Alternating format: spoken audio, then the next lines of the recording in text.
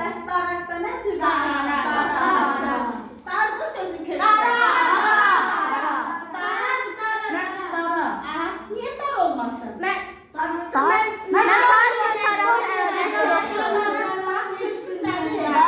Darıqla neyini saçımızı?